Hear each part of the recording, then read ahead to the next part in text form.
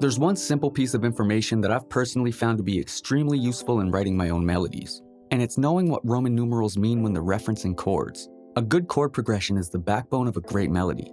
In my experience, once you have a solid chord progression, everything comes together a lot easier. The root notes of a chord progression tell you exactly where your bass needs to go, and once a chord progression is locked in, you already have some idea of the vibe you're creating, and any additional notes you lay down should just complement that atmosphere. Feel free to skip this part if you already know about major chords, minor chords, and Roman numerals. The most basic chords are triads, which are made up of 3 notes, and the relative distance between these 3 notes is what determines whether they're major, minor, or diminished. A major chord, in root position, has a gap of 4 semitones between its first and second note, and 3 semitones between its second and third.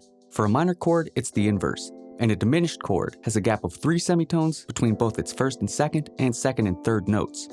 Capitalized Roman numerals refer to major chords, whereas lowercase refer to minor chords, and Roman numerals with a 0 superscript refer to diminished chords. Now, the reason I've found this the most useful knowledge to have is because it takes literally less than a minute to grasp the concept. And once you know it, you can Google search for different chord progressions and figure out how to make your own unique melodies and chord progressions by mixing and matching different pieces of information.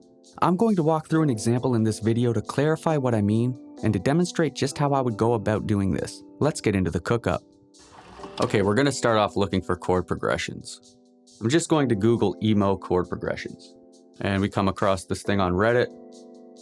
Pretty much every emo song spends a ton of time on the major 1, major 4, and minor 6, with some minor 2, 3, major 3, 5, and flat major 7 thrown in there. And say you don't know what a flat 7 is. So you just Google flat 7, and this is the first thing that comes up. Not only does it tell you what a flat 7 is, it gives you a context in which you could use it. So pairing that with the original Reddit comment, we can do a 1, flat 7, 4, 6.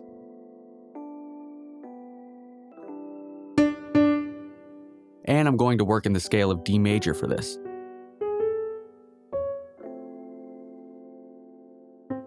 I'm also using all 7th chords, which will probably give it a more jazzy vibe than emo, but I don't really care what subgenre it fits into, I just want to make an interesting original melody.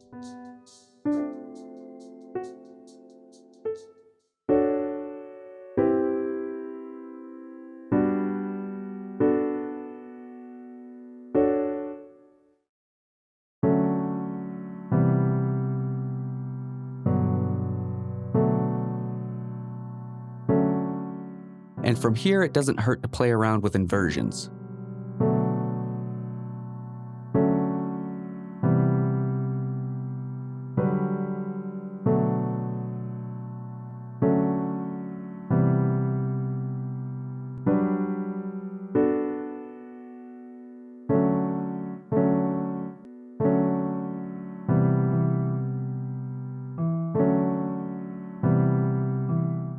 When it comes to the melody, it's really up to you.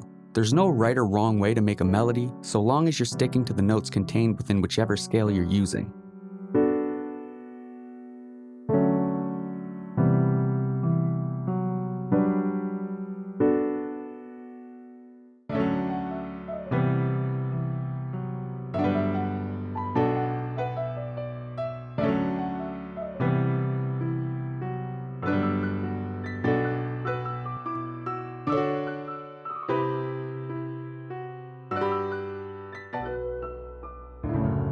Effects like halftime can be a good way of adding variation to a melody.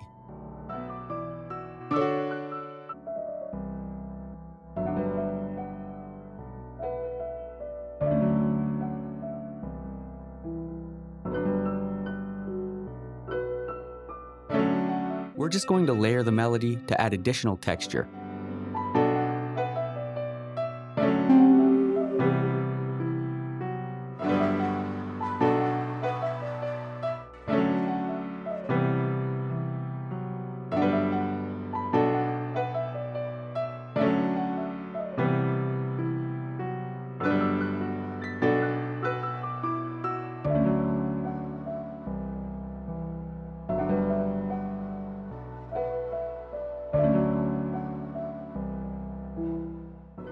And the main melody just isn't doing it for me, it's too emotional.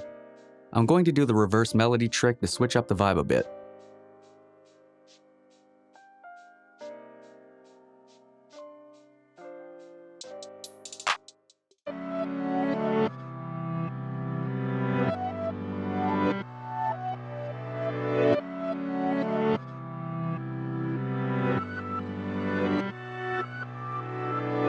Now that we've got our main melody, we can start laying down some drums.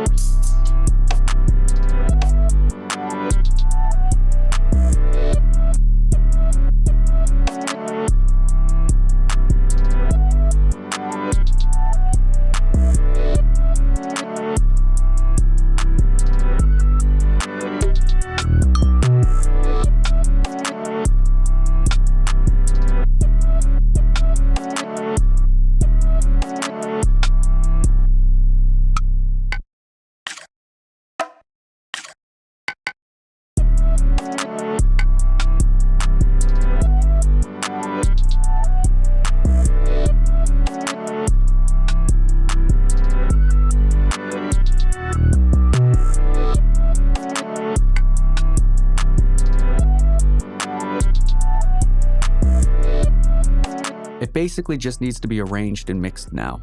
Let's see what we've come up with.